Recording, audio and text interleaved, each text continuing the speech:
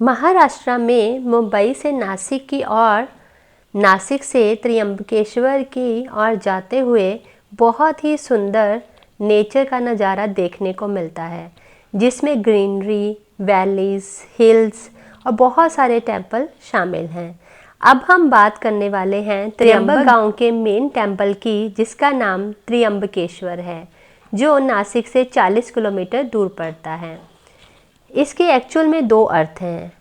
पहला अर्थ है 3 आँखें, जो कि लॉर्ड शिवा को संबोधन करती हैं। दूसरा 3 देव, जो कि हमारे सनातन धर्म के सृष्टि के उद्गम, पालन और संहार करता है। इंग्लिश में हम इन्हें गॉड कहते हैं। G for generator, O for operator and D for destroyer. Generator means सृष्टि के रचयिता ब्रह्मा जी। ऑपरेटर मीन्स सृष्टि के पालनकर्ता लॉर्ड विष्णु एंड सृष्टि का संहार करने वाले लॉर्ड शिवा। त्र्यंबक नामक गांव में काफ़ी स्थान हैं जो देखने योग्य हैं, जिनकी वीडियो मैं ऑलरेडी प्रोवाइड कर चुकी हूं, जिसका लिंक मैं आज आपको डिस्क्रिप्शन बॉक्स में दे रही हूं। इनकी कथा कुछ इस प्रकार से है। जब हम मेन टेम्पल से दर्शन करते हैं तो वहाँ हम देख सकते हैं कि एक छोटे से कुंड में 3 छोटे छोटे लिंग हैं।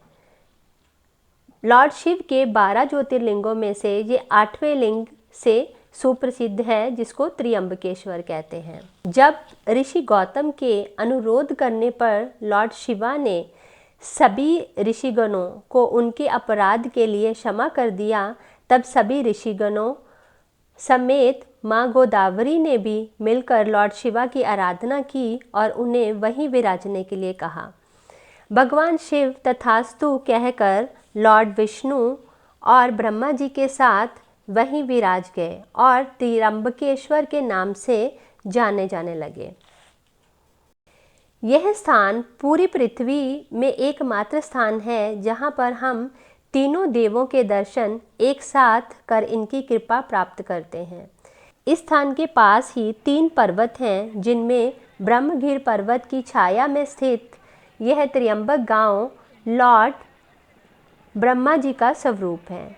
इस पर्वत पर जाने के लिए लगभग 700 चौड़ी सीढ़ियां हैं, जहां पर राम और लक्ष्मण घाट के भी दर्शन होते हैं और गोदावरी का दूसरा उद्गम स्थान, जो कि गोमुख नाम से जाना जाता है, भी दिखाई देता है। दूसरा पर्वत नीलगिर पर्वत है, जो लॉर्ड शिवा को संबोधन करता है, और तीसरा पर्वत गंगा द्वार है, जो कि लॉर्ड विष्णु को संबोधन करता है। तो यह स्थान तीनों पर्वतों यानी कि तीनों देवों और तीनों लिंगों यानी कि तीनों देवों के साथ सुसज्जित है। यहाँ पर भगवान विष्णु, भगवान ब्रह्मा जी और भगवान शिवा के भक्त आकर इकट्ठे तीनों की कृपा प्राप्त करते हैं। यह स्थान पितृदोष, नागबलि की पूजा या काल सर्प दोष की पूजा के लिए सुप्रसिद्ध है। यहाँ कर्म कांड के द्वारा लॉर्ड विष्णु और लॉर्ड शिवा की कृपा से श्रद्धालुगण इन दोषों से निवृत्ति प्राप्त करते हैं। भिन्न भिन्न शिक्षाओं के अनुसार अलग अलग मत हैं सभी भक्तों के। एक तो हमें भगवान की रजा में राजी रहना चाहिए और कर्म कांड में नहीं फंसना चाहिए, क्योंकि यह उल्टा असर भी डाल सकते हैं सही से फॉलो ना करने के कारण। क्योंकि कलयुग का एक लक्षण है कि यहाँ पे ना तो शुद्ध ब्राह्मण मिलते हैं और ना ही शुद्ध सामग्री मिलती है इन सब कार्यों को करने के लिए, और ना ही मंत्र उच्चारण शुद्ध होते हैं। पर दूसरी शिक्षा के अनुसार ये बताया जाता है कि कुछ चीज़ें बीमारी की तरह होती हैं। जैसे हमें एक बीमारी का इलाज कराने के लिए डॉक्टर के पास जाना ही होता है, ताकि हम उस बीमारी से निवृत्ति प्राप्त करके भक्ति में अपने जीवन को 100% लगा दें। यहाँ पर मैं वीडियो में सिर्फ यही दिखाने का प्रयास कर रही हूँ कि वहाँ पे क्या क्या होता है। मेरी तरफ से ऐसा कोई भी सजेशन नहीं है कि हमें इन स्थानों पे जाना चाहिए या नहीं जाना चाहिए, क्योंकि ये आप अपने काउंसलर से डिस्कस करके डिसाइड कर सकते हैं।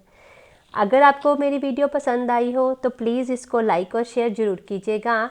और ये मैं बहुत मेहनत करके वीडियोस आप लोगों के लिए बनाती हूँ ताकि घर बैठे ही आप इन दूर दूर स्थानों के दर्शन प्राप्त कर सकें और उनकी महिमा का गुणगान सुन सकें कि एक्चुअल में ये जो है भगवान की कथाएं मिथ नहीं है, मिथोलॉजी नहीं है, ये सच्ची घटनाएं हैं जो कि हिस्ट्री में हमारे यहाँ पे पृथ्वी में पूरे भारतवर्ष में घटित हुई हैं और जिनके कारण हमारा फेथ भगवान में और ज़्यादा डेवलप होता है। Thank you so much. Hare Krishna.